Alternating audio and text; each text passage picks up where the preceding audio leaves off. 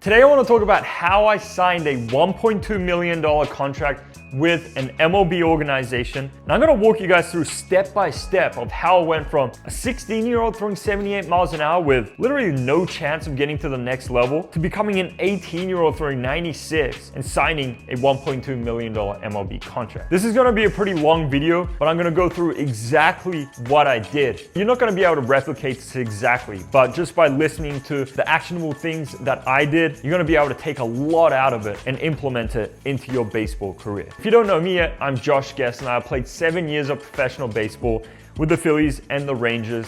And this is what I do all day. I help players get to the next level, get to the college and professional level. And so let's dive in. So it all starts when I'm 16 years old. And up until that time, I was a shortstop, right? And so I had never really pitched, but when I turned 16, I kind of looked at myself and I was like, do I have a chance to get to the next level as a shortstop? And the glaring answer was no. There's just no chance that I'll be able to go to the US and compete at the college and professional levels as a shortstop. When I was 16, I grew up in Sydney, Australia, where baseball isn't very big there. And I wasn't even one of the better players in Australia as a shortstop. And so I just knew, if I came over to the US, I would just get ran over. I wouldn't have a shot, right? And so when I looked at myself and I was like, how would I give myself a chance to get to the college and professional levels?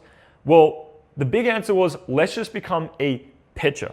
Because with pitching, there are objective measurements that if you're able to hit that, then you're going to get a chance, right? And when I was trying to get recruited 2017, 2018, 90 miles an hour was the big number. And so if you're throwing 90 miles an hour, right, it pretty much guaranteed you will get college scholarships and even a little bit of professional interest back then. Now, 90 miles an hour isn't even enough. You need to be throwing 95. 95 is the new 90. That's kind of what I decided on, was like, all right, I'm 16 years old. I want to get to the next level. I'm going to become a pitcher, right? And all I'm going to think about is how can I get to 90 miles an hour? And something funny happened when I was watching a perfect game, All-American game. And, at this time, there were a bunch of beasts in that game, right? There was Jack Light, Akuma Rocker, a bunch of guys who were throwing mid to upper 90s, and they were the same age as me. And when I'd watch that, I was like, dang, that's the level that I need to get to if I'm trying to get to Division I professional levels. I couldn't compare myself to people around me because, again, I was in Sydney, Australia, right? And so if I was throwing mid to upper 80s, I'd be one of the hardest throwing guys in the country. But then if I came over to the US, I'd be nothing special, right? I'd be behind. I wouldn't get any Division I or professional interest, right? And so there was kind of like a mindset shift that happened when I was 16 and, I was watching the perfect game, All-American and stuff like that. It was, I have a long, long way to go, right? And I got to compare myself against the best of the best who are actually where I want to be at.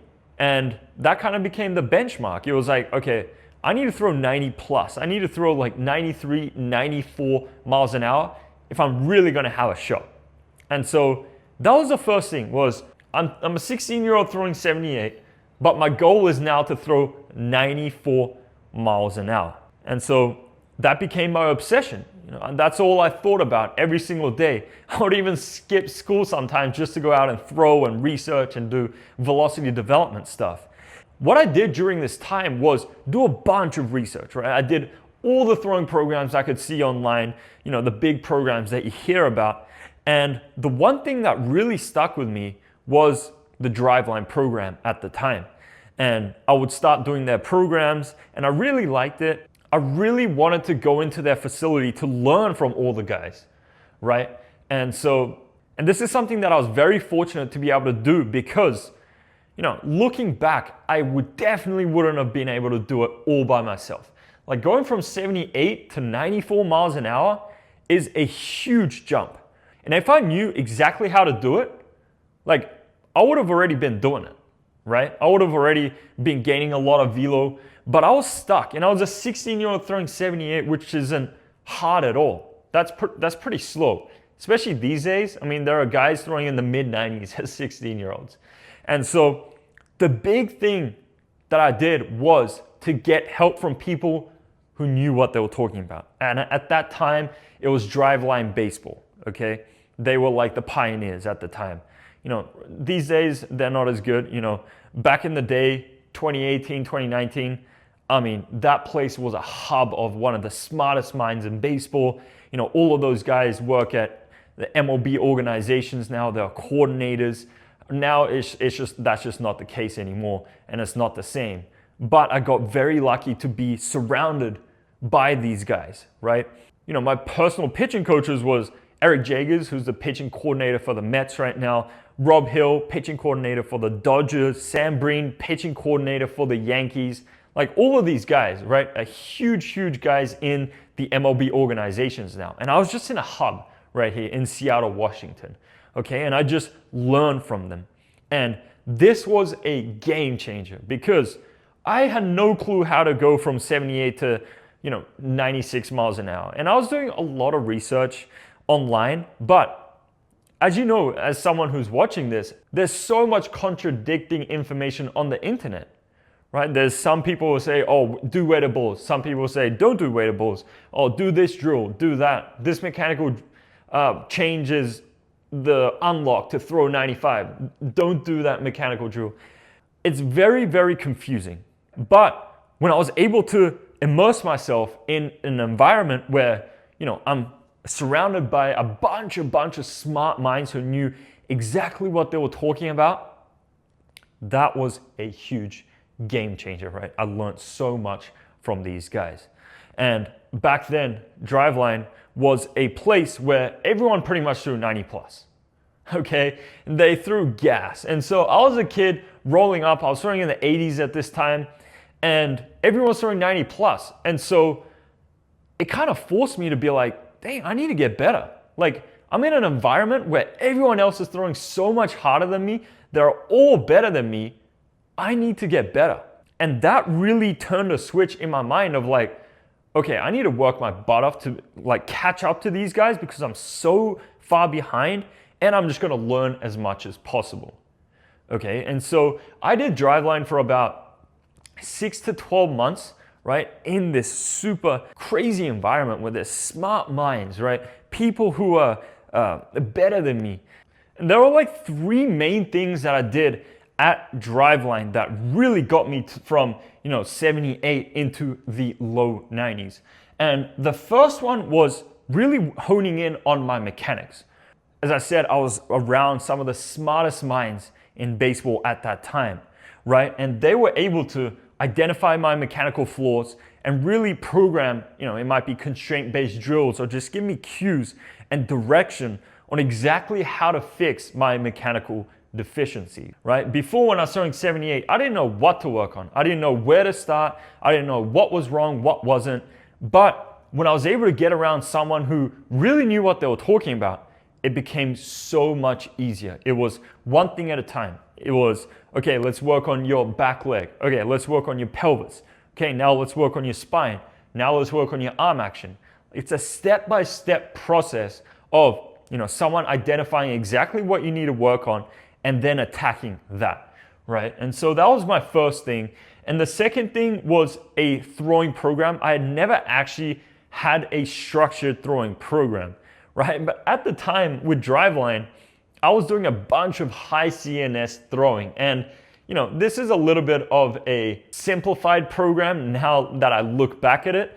But basically what I did was I would do pull downs on Fridays, plyo lows on Mondays. And it would be high CNS type throwing where I'm challenging my central nervous system, my muscles to actually fire, right, quickly enough to be able to produce enough velocity. And again, looking back, this was it was more of like a brute force method where it's like just throw hard and then you'll throw hard type throwing. But, just being on a structured throwing program and actually increasing my intent into doing some high CNS type throwing really helped me gain pitching velocity. Because again, if you throw slow all the time, right, and you're never actually throwing hard, well, you're never challenging your central nervous system, your muscles, and your body to throw hard, right? As cliche as it is, and I always say this, to throw hard, you need to increase the intensity a little bit. You need to throw hard to throw hard.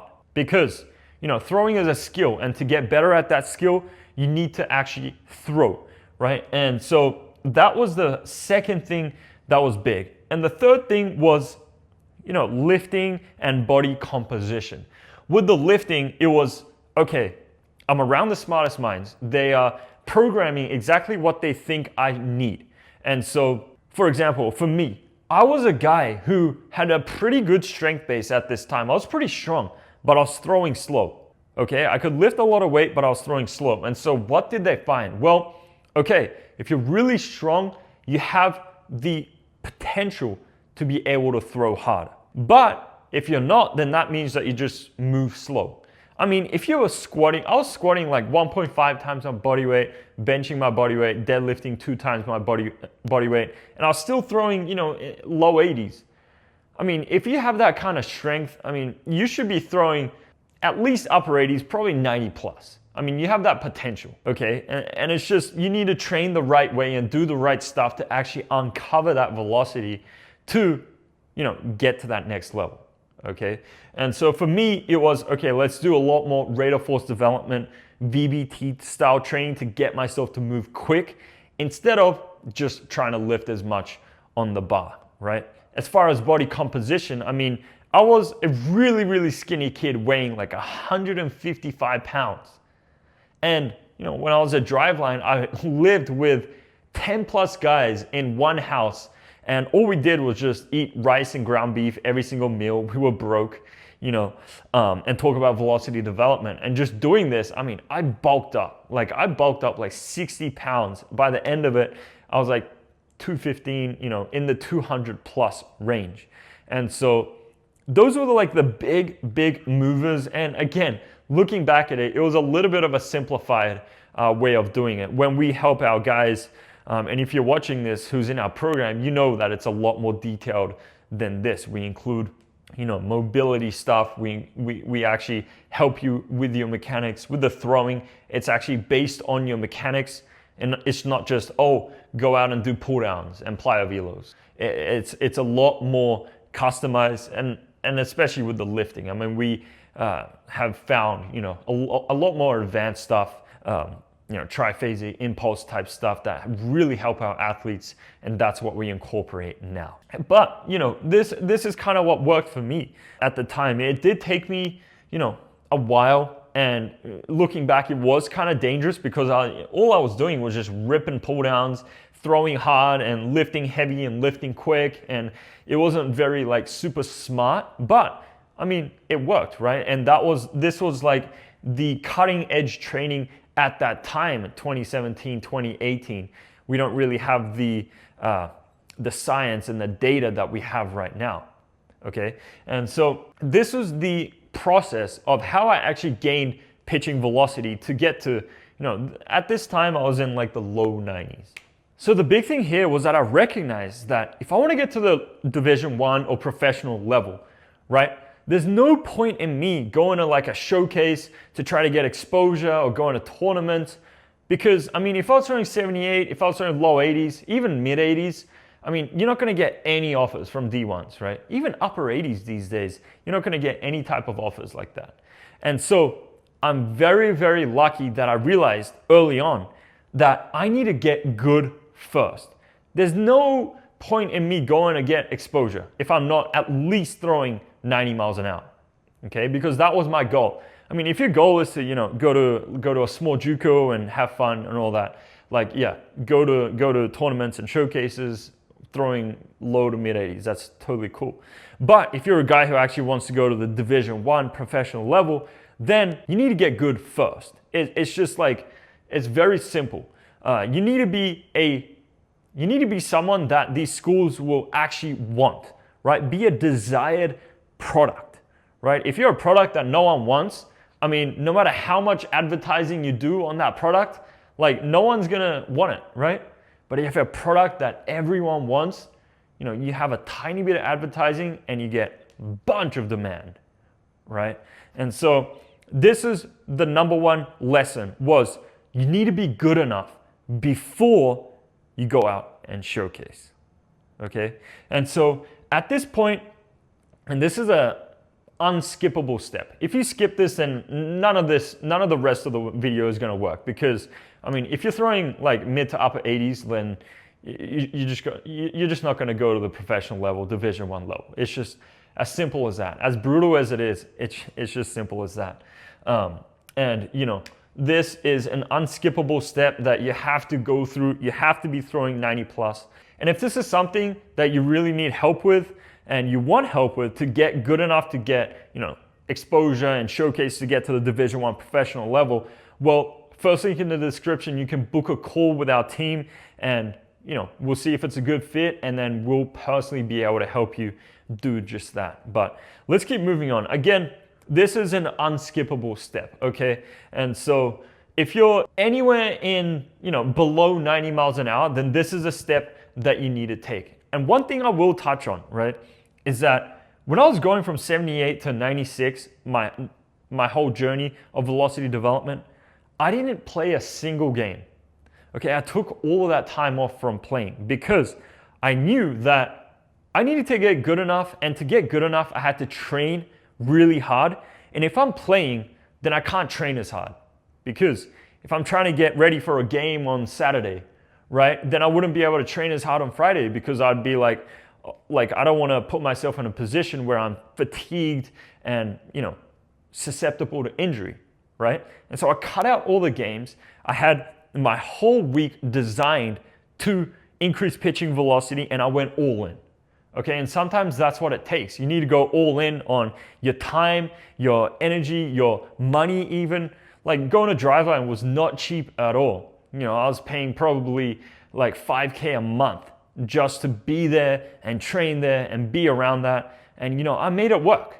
You know, there are gonna be ways to make it work, okay? And so a heavy investment is a mandatory thing if you do want to get to, you know, the Division 1 and professional level. But once you have, you know, started to get good and you throw 90 plus miles an hour, now it becomes really, really easy. And these are the steps that I took to actually get to, you know, firstly commit to my dream D1 school, and then, you know, sign a professional contract. And so after this, right, after 16 months of doing this, I was throwing 96 miles an hour, okay? And I know that seems like a big jump, and, you know, this sounds oversimplified, and it really is. You know, I did a lot more detailed stuff, and that's what we do at the Pitcher Lab.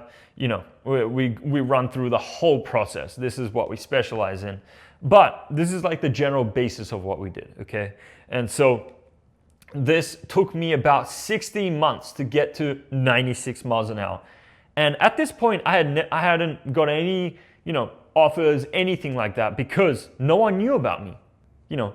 And so the next step, after you're actually good enough to go out and get recruited and, you know, potentially get professional interest, is to get exposure and showcase. Okay, that's the next step. And so what I did here, I was throwing 96 miles an hour, and I literally signed up for one showcase, and it was the Arizona Fall Classic.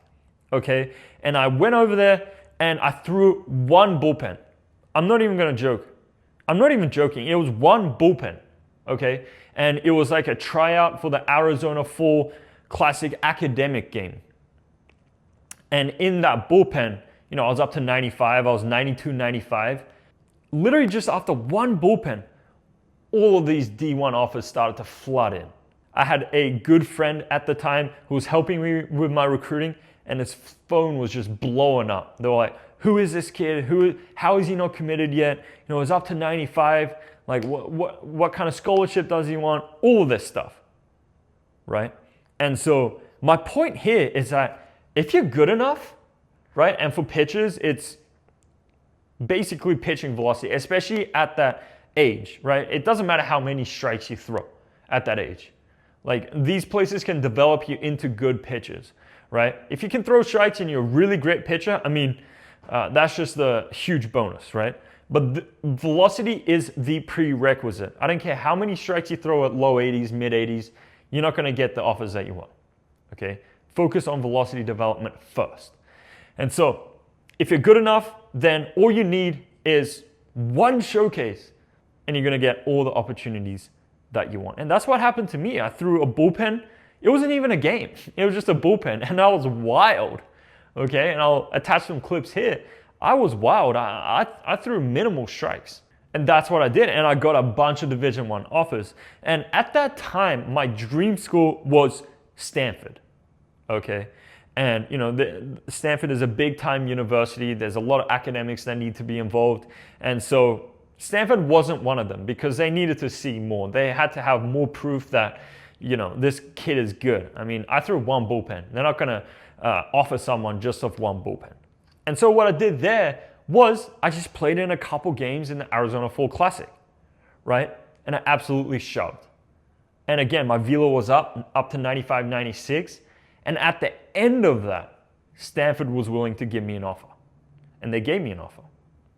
That was my dream school at the time, right? And all of this happened within the span of like a couple days, right? That bullpen that got me a bunch of offers, all of these games. But what people don't realize is that I trained for 16 months. It was brewing for 16 months when I was training and trying to get good enough to be able to go to these big time places, right? And then literally just 3 to 4 days. And granted, I was a senior in high school at this point. People like, oh, if you don't get recruited as a junior, then you have no chance. I mean, if they really want you and if you're good enough, they're gonna find a way to get you.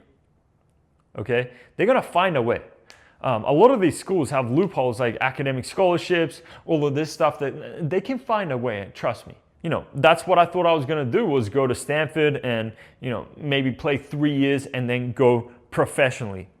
But at this time, as I was gaining velocity, professional interest started to really pick up. Because, there were a couple of scouts who had already known me because I was a pretty good pitcher. Right? And a lot of these colleges are the same, where they're waiting for a velocity bump. They see you're a pretty good pitcher, but they need to see you throw pretty hard. And as soon as they saw that, professional interest went way up. I started getting offers, right? The first one started at 100K.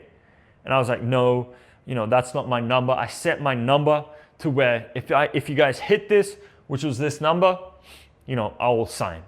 And so, I didn't think anyone was going to hit that, right? But as my velocity started to climb, they see me shove. They see me start to throw harder. They see me dominate USA competition. The offers just started to climb, right? It started to climb. It started to climb. And as they started to climb, finally, the Philadelphia Phillies met that number that I was willing to sign for.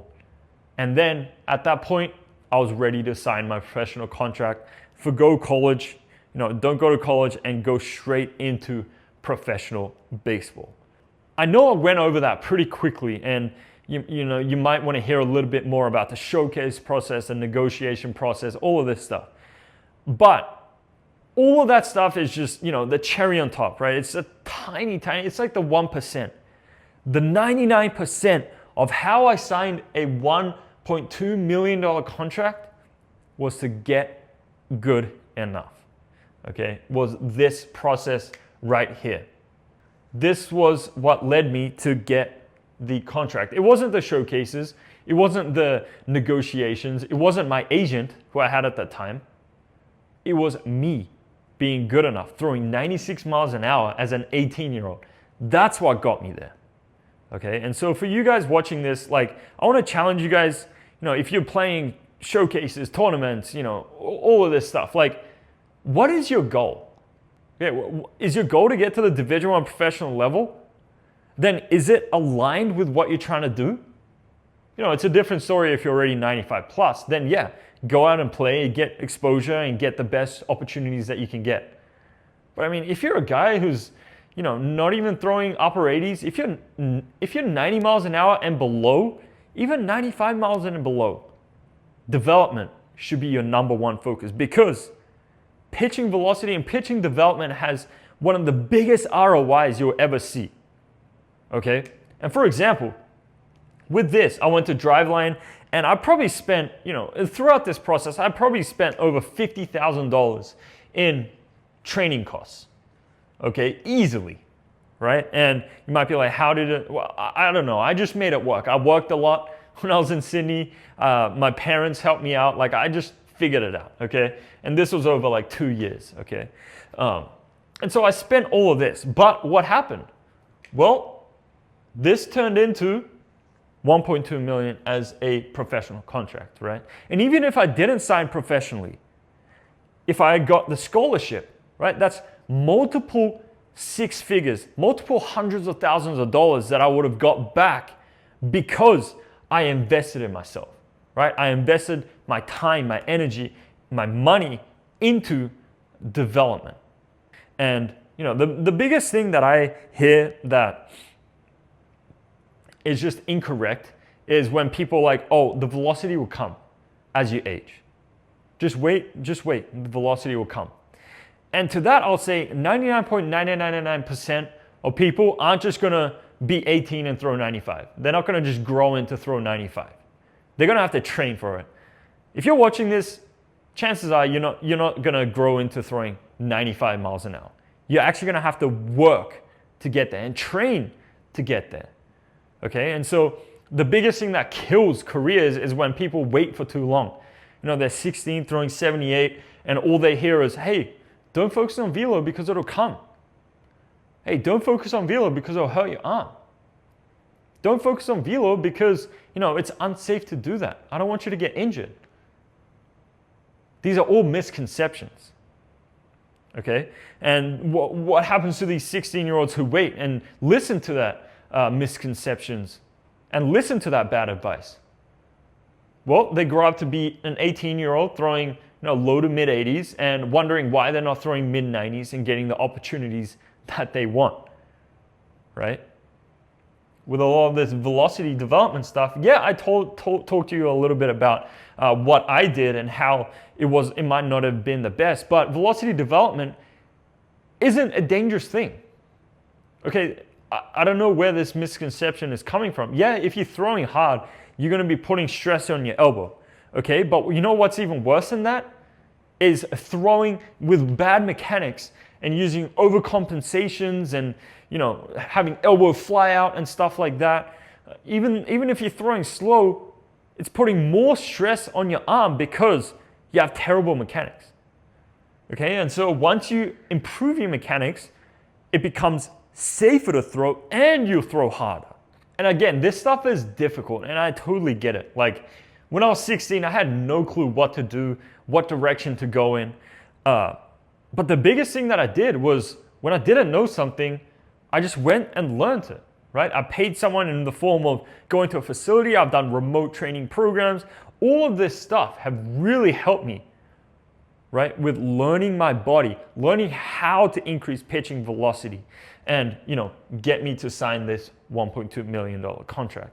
And if you're someone watching this who needs help with this and, you know, you admit to yourself, hey, I don't really know what I'm doing and, you know, I'm probably not going to grow up to throw 95 miles an hour and, you know, my time is ticking. I don't have all the time in the world to get the opportunities that I want. Well, then the top link in the description is where you can book a call with our team.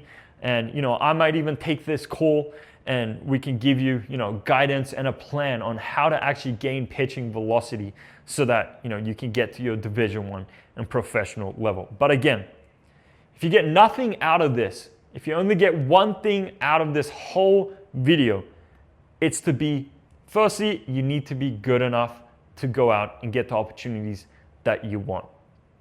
Okay, no showcases, tournaments are ever going to do anything if you're not good enough. And so focus on development and getting good enough and everything else will take care of itself.